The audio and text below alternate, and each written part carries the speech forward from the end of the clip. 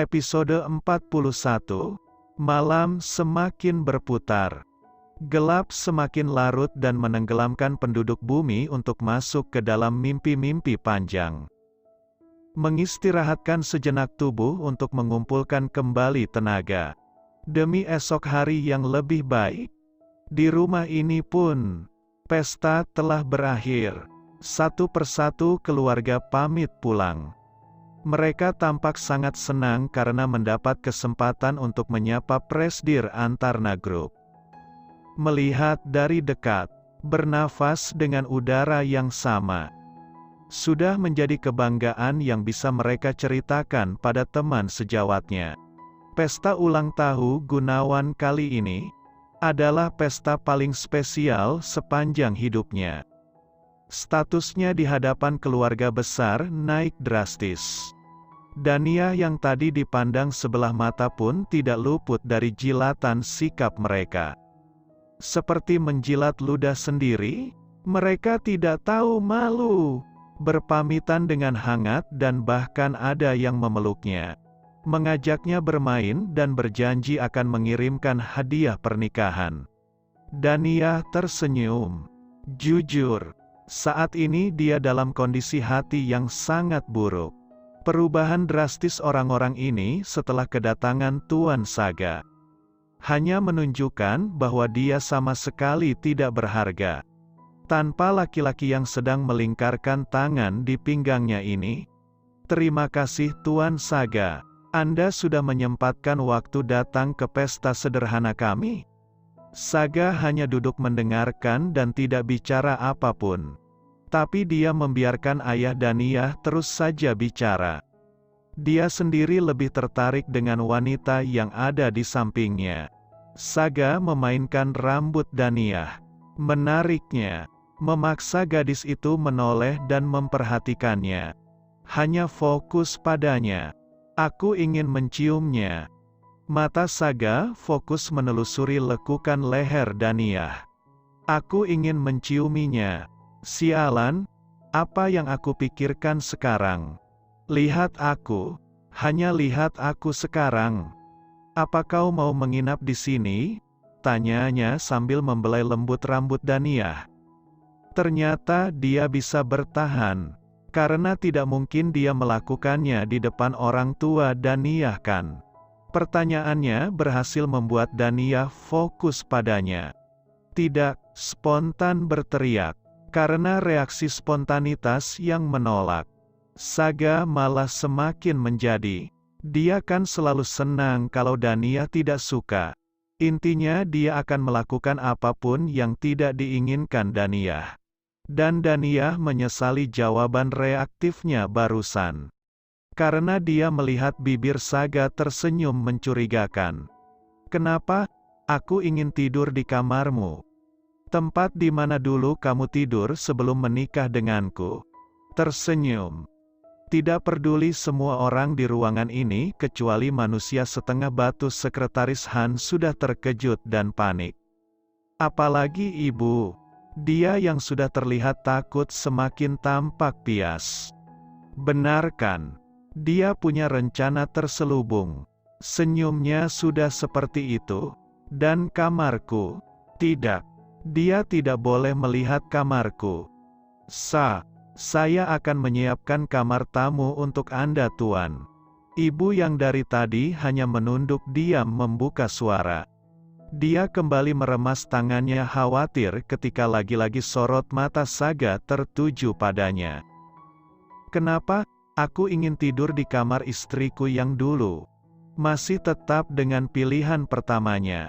Karena melihat gelagat wanita itu mencurigakan Saga malah semakin tertarik saja. Kamar Dania sudah lama tidak dipakai jadi berantakan. Saya akan minta pelayan menyiapkan kamar tamu. Nia, nggak apa-apa kan kalau tidur di kamar tamu? Kamu bisa membantu ibu mengganti sprei tempat tidur. Biar ayah dan Tuan Saga bisa berbincang. Ibu bicara sudah dengan kalimat memohon. Seharusnya Dania menyeringai sekarang. Tapi dia sungguh anak yang baik ya. Ia merasa iba melihat ibu tirinya. "Apa, kau suruh istriku apa? Mengganti sprei? Haha, sepertinya kalian benar-benar tidak tahu posisi kalian ya." Amarahnya memuncak mendengar kalimat ibu. Sayang, bukan begitu." Dania memeluk Saga yang sudah bicara sambil berteriak. "Ibu hanya ingin aku membantu memilihkan sprei yang cocok. Iya kan, Bu?" Dania menoleh pada ibunya, berusaha menyelamatkan wanita itu. Kurang baik apa dia? Seharusnya dia menikmati ini sebagai ajang balas dendam kan? Tapi ternyata tidak. Sebencinya dia pada ibu tirinya, dia masih menganggap bahwa keluarga adalah hal paling penting di atas semuanya. Iya, Tuan." Ibu menjawab terbata. Saga hanya memandang sebentar, lalu beralih pada Han. Sekretarisnya duduk di sofa tidak jauh dari mereka duduk. "Han?" Saat namanya dipanggil, sekretaris cekatan itu sigap dan langsung mendekat. "Iya Tuan Muda. Siap menunggu perintah. Bereskan kamar. Aku dan Dania akan menghabiskan malam di sini." Memutuskan semuanya secara sepihak, sekaligus memberitahu keluarga Dania untuk jangan melakukan apapun. Han yang akan menyiapkan semuanya. "Baik Tuan Muda." Han mengangguk, lalu pergi keluar. Terdengar dia menelepon dan bicara panjang. Dania hanya menduga-duga apa yang dilakukan sekretaris Han. Setelah mendengar perintah sependek itu, apa dia benar-benar tahu apa yang harus dia lakukan? Memang dia sehebat itukah? Aku saja tidak paham yang dimau Tuan Saga apa. "Bereskan kamar. Aku dan Dania akan menghabiskan malam di sini." Membereskan kamar, menghabiskan malam. Apalagi lagi aku yang jadi korbannya. Apa-apaan dia ini?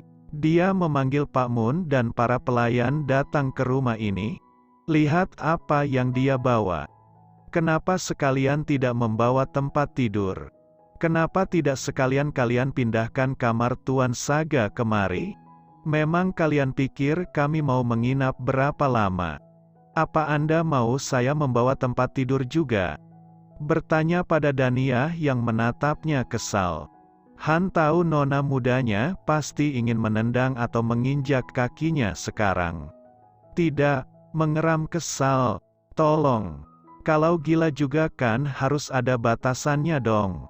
Mendekat dan berkata lirih, supaya hanya Han yang mendengar. "Tempat tidur di kamar tamu juga sangat nyaman.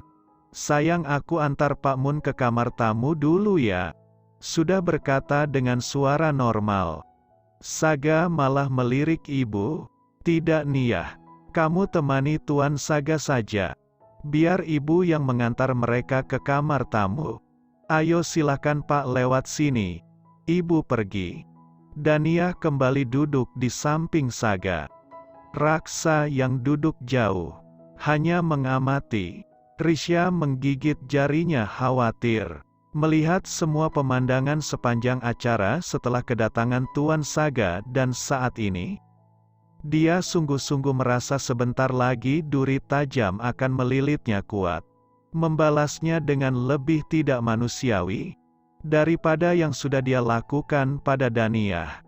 Ibu pun berjalan gemetar mengingat semua hal yang dia lakukan kepada Dania.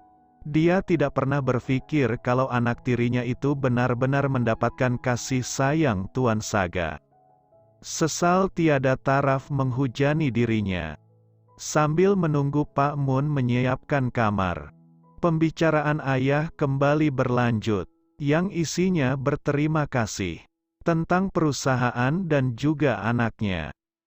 Dia melirik Dania memberikan sorot mata hangat yang masih dirasa janggal oleh Dania. Tapi gadis itu tersenyum tulus dengan ucapan ayahnya. "Ya, mungkin ini kerinduan yang sudah teramat lama." Saat ayahnya mencoba menyentuh hatinya, Jiwanya yang selama ini kering akan kasih sayang pun berterima kasih. Lupa semua hal buruk yang sudah dilakukan ayahnya. Saga hanya membalas sekenanya. Tidak jauh berbeda ketika dia bicara dengan orang lain selama ini. Aku mau mandi. Saga bangun sambil menoleh pada Daniyah. Kata-katanya menghentikan bicara ayah Daniyah secara paksa. Padahal Gunawan belum menyelesaikan pujian-pujiannya. Baik, saya akan siapkan. Daniyah bangun menyusul Saga yang sudah berjalan ke arah Pak Mun tadi pergi. Ayah kami permisi. Baiklah, pergilah. Tuan Saga pasti lelah. Pergi dan layani dia. Ayah Daniyah tersenyum sangat senang. Hanya Tuhan yang tahu arti di balik senyuman itu. Daniyah menoleh sekali lagi pada ayahnya. Berharap, senyum hangat itu selamanya tertuju untuknya. Terlepas apapun hubungannya dengan Tuan Saga nanti. Daniyah menggandeng lengan Saga agar mengikutinya. Setelah kedua orang itu menghilang, Gunawan memberi perintah kepada bibi pelayan untuk mengantar sekretaris Han menuju kamarnya. Laki-laki yang sedari tadi hanya diam dan entah makan atau tidak dia tadi. Tidak ada yang tahu. Benar. Rasanya sekretaris Han memang belum pernah ketahuan makan atau minum sekalipun ya. Wah kakak, silahkan beristirahat sekretaris Han. Bibi akan mengantar ke kamar Anda. Gunawan bicara dengan sopan. Sama sopannya ketika bicara dengan Tuan Saga. Karena dia tahu, laki-laki di hadapannya ini sama berkuasanya di Antarna Group. Han menganggukkan kepala, mengucapkan terima kasih lalu berjalan mengikuti bibi pelayan. Rasanya juga sudah lelah dan ingin tidur gumamnya. Baiklah, untuk hari ini sepertinya cukup. Tuan muda tidak mungkin keluar dari kamarnya lagi. Hari yang benar-benar merepotkan. Sepertinya ini pertama kalinya Tuan muda peduli pada orang lain. Bahkan pada keluarga Helena pun tidak begini. Nona Daniyah, Anda benar-benar berhasil membuat Tuan Saga mati gaya. Aku ingin mandi air hangat lalu tidur. Sekretaris Han masuk ke dalam kamar. Hari untuk sebagian orang sudah berakhir. Tapi, untuk yang lain, malam panjang mungkin baru saja dimulai.